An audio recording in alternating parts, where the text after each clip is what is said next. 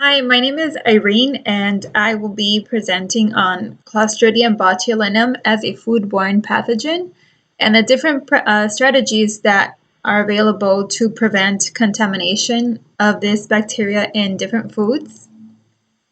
Here is an overview of what I will be covering in the presentation. We will go over an introduction to what the bacteria is, what foodborne botulism is, and some of the different symptoms that can occur. The different methods that are used in controlling this growth or contamination. The first one being home and commercial canning. The second one is food irradiation through gamma radiation and in combination with nitrites. Also plant extracts and sodium nitrite. And the last one is high pressure processing. So what is Clostridium botulinum? Clostridium botulinum is a gram-positive anaerobe shaped like a rod. It is found in soil and marine sediments. And a very unique characteristic about this bacteria is that it produces endospores. An endospore is a protective membrane that can allow it to live in a dormant state for long periods. Once it is exposed to ideal environmental conditions, the endospore will germinate and produce a neurotoxin. So this neurotoxin the minimal dose of this neurotoxin can cause illness. And just to backtrack a little bit, this endospore is very resistant to different conditions such as heat, light, radiation, and drying. However, a very high exposure to moist heat at 121 Celsius will kill the spore. So this neurotoxin can cause a very severe illness known as foodborne botulism. It can also cause a few different other ones, but our focus in this presentation is on foodborne botulism. So what is foodborne botulism? It is an acute neurological disorder, and it's often misdiagnosed as with Guillain-Barré, which has very similar symptoms of paralysis. So if you ingest the endospores, this is what can occur. It is a very rare, but at the same time very serious condition. And what happens is the neurotoxin released by these endospores binds to nerve cells that block the neurotransmitter, also known as acetylcholine, which signals muscle movement. So when this neurotransmitter is inhibited, paralysis can occur. So different parts of the body can be paralyzed, and I believe most commonly parts of your face, mouth, neck are the areas that are most affected. And a major source of this contamination is through canned food. So here are just some of the, a little more on the different symptoms. Initial symptoms can be vomiting, diarrhea, abdominal cramps, and nausea. Also, maybe some blurry vision or double vision, have dry mouth. But the more severe symptoms are the paralysis, which I mentioned earlier. So the loss of muscle tone in the face, neck, and the most common reason that this condition leads to death is because the lungs become affected. So there is respiratory failure. So it can be deadly. Okay, so as mentioned previously, a major source of contamination is through canned foods. And here is a table where just a small comparison between home and commercial canning and how likely the occurrence is. Home has a higher occurrence. because of a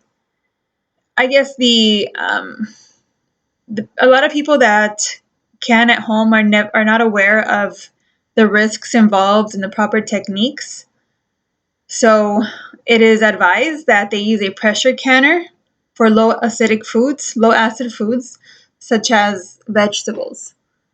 And compared to commercial canning, it happens a lot less. And these are some of the methods that are used in the commercial industry.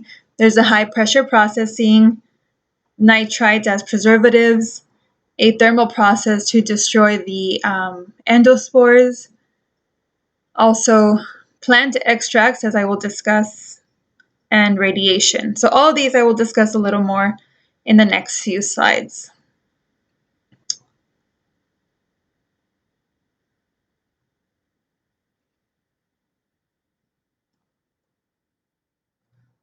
Okay.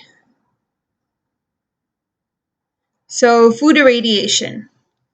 Food irradiation reduces or eliminates microorganisms in food through radiation. And in one particular study from my research conducted by the author Dutra and others, they used this radiation as an experimental method.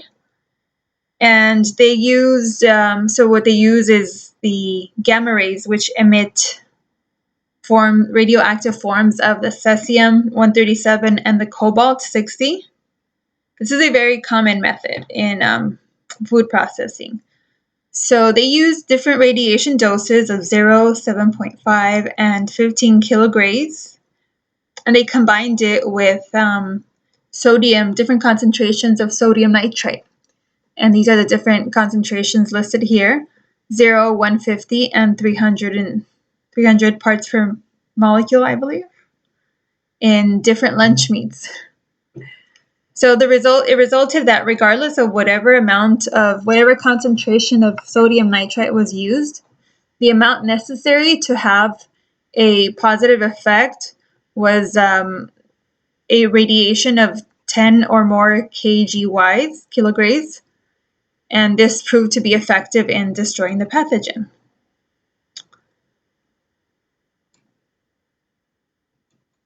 Okay.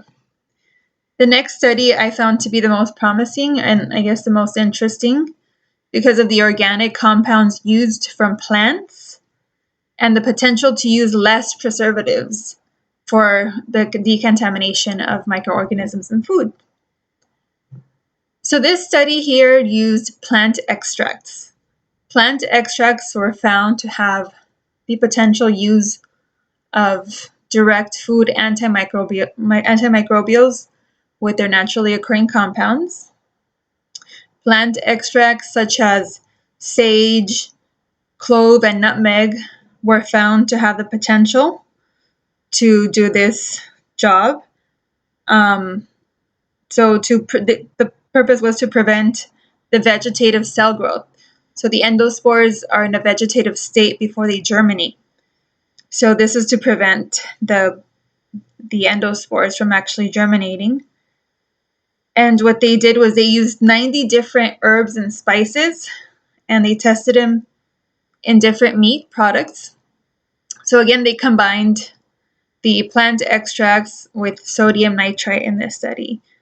And it turned out from the results that sage was most effective for growth inhibition, and clove and nutmeg together helped the inactivation process, according to this study.